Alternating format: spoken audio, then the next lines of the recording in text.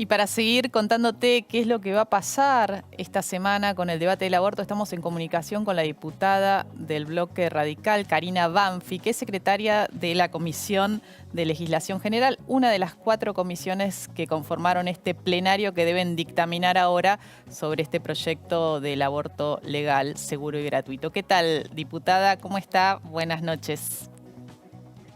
¿Qué tal? Buenas noches. ¿Cómo estás, Mariana? Bien, ¿qué destacarías de lo que dejaron estas 3 jornadas de debate en torno a la despenalización y legalización del aborto en relación a lo que fue el debate del 2018? ¿Qué destacarías? Bueno, creo que hubo una evolución en el tono. Creo que encontramos un criterio de unidad que recién vos lo explicabas en el informe, en donde no se aceptan determinadas terminologías para adjetivar las posiciones ideológicas, políticas, confesionales que rodean de alguna manera este proyecto, que es paradigmático y es emblemático, en donde atraviesan cuestiones confesionales y también ideológicas. Entonces creo que lo que han logrado principalmente las autoridades, las presidencias de todas las comisiones que participan de este plenario, que además son celestes y verdes, eso es muy importante transmitirlo. Recién estabas hablando con una de ellas, que es vicepresidenta de la Comisión de Salud, que es la diputada Polledo, y en donde se encontró ese tono distinto, un tono de tolerancia, de escuchar y de entender, y creo que eso también llevó a tener un debate con cierta normalidad, ¿no? Y que cuando alguno se zarpaba, todos acudíamos a poner freno a eso. Eso es importante. Eso es importante y se notó, ¿no? Se notó un clima más amigable, podríamos decir, pese a que hay posiciones que son irreconciliables. Ahora, ese sería como el fondo, ¿no? El fondo es que se dio en un tono más amable. ¿Se encontraron puntos en común de esas posiciones que parecen irreconciliables o es solo la forma lo que cambió?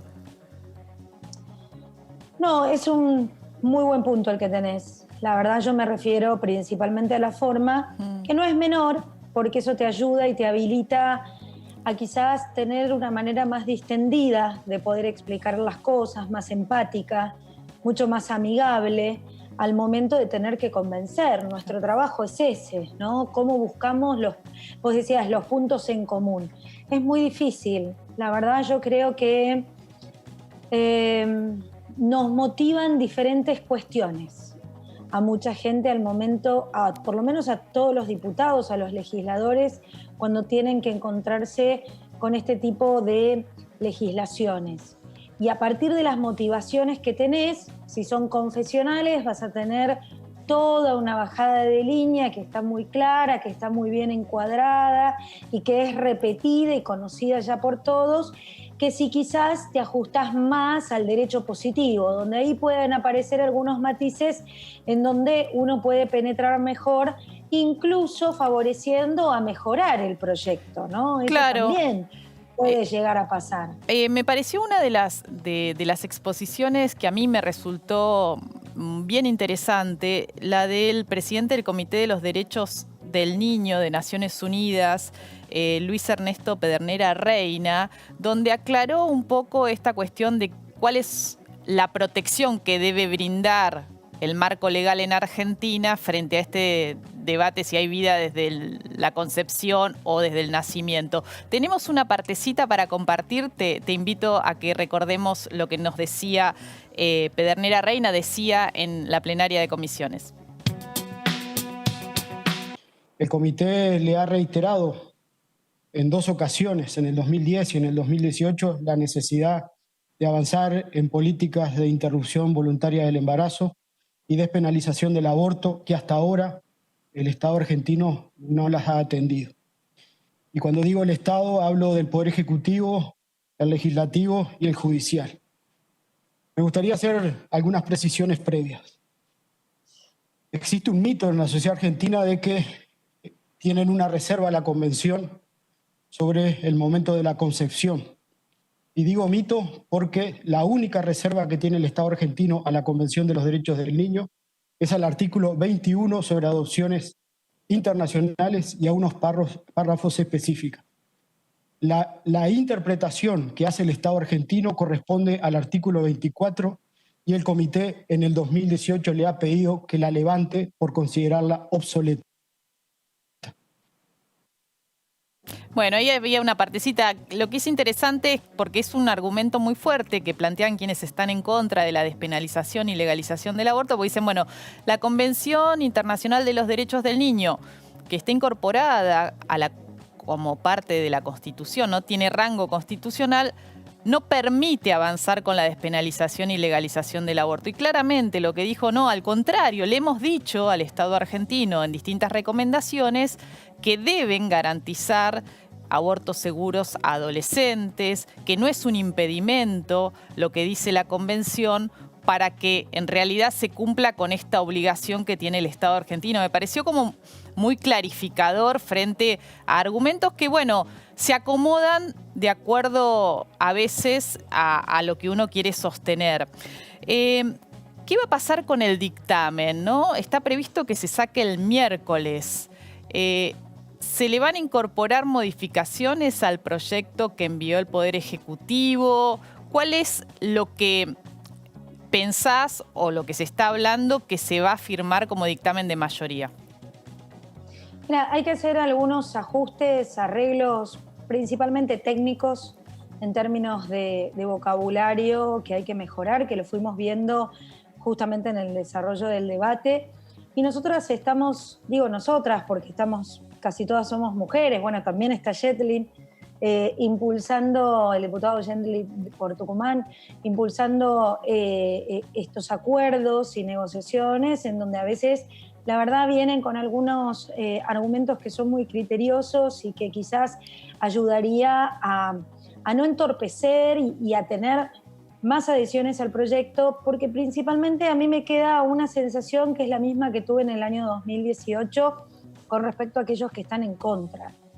Siguen repitiendo la misma metodología, no presentan un proyecto alternativo, no hay vocación superadora de mejorar justamente lo que ellos mismos se quejan de que hoy no funciona.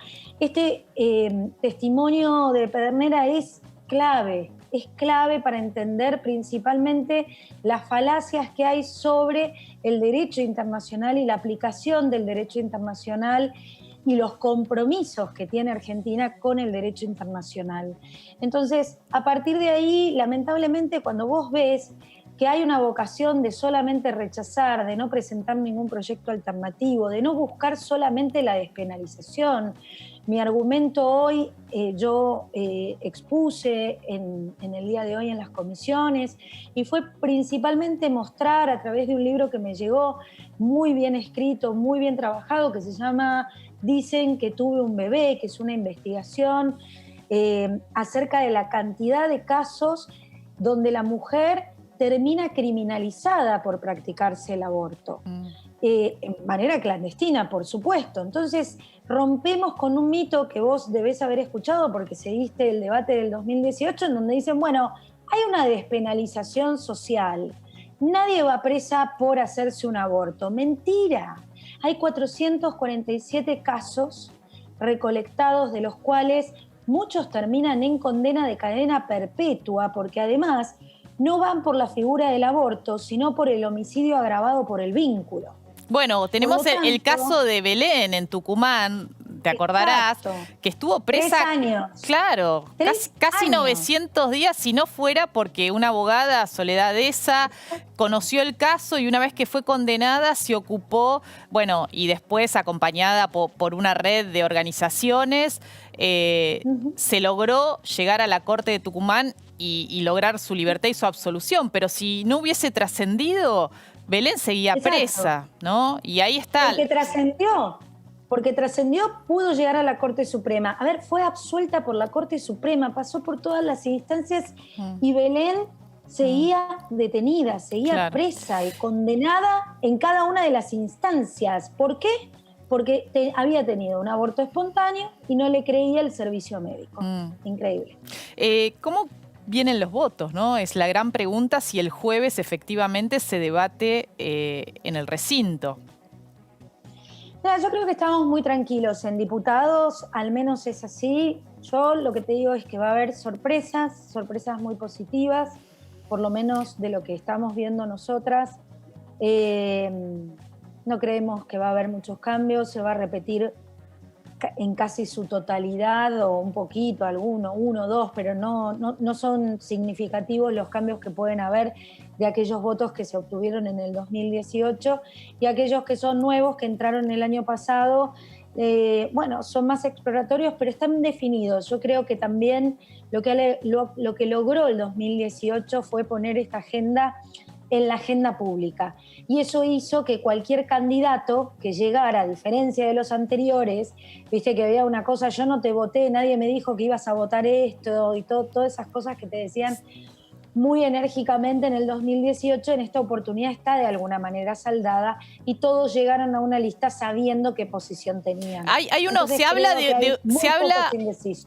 de unos 20 indecisos.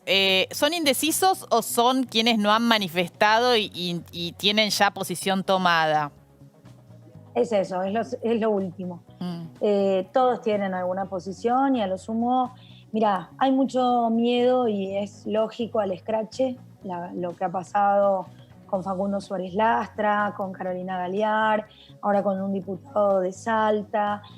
Primero solidarizarme con ellos porque es horrible que te hagan eso. Tenés que dar explicaciones en tu lugar de donde vivís, con tu familia. Muchas veces ni siquiera vivís ahí, viven tus padres, son más grandes y se asustan mucho. Y la verdad no es el modo de relación democrática que queremos tener. Cuando vos los escuchás después en las audiencias, ¿no? Podés entender por qué ese comportamiento. La asociación de ser celeste y antidemocrático me excede, la verdad no la puedo explicar, pero sí hay algo ahí arraigado en esa cuestión de que les molesta el derecho a elegir, ¿no? Como que el derecho a elegir hace quizás a que pierdan determinado control que tienen obviamente sobre nosotras. Y en ese aspecto creo que es muy importante el fenómeno que se va a dar en esta votación y ojalá se pueda repetir en el Senado, que es la gran incógnita. Muchísimas gracias. Sigue siendo una incógnita. Muchísimas gracias, Karina, por este tiempito este domingo. Bueno, con mucha expectativa para lo que va a pasar miércoles y jueves con cómo sigue este debate tan importante, histórico para la democracia argentina en el Congreso. Muchas gracias. Gracias.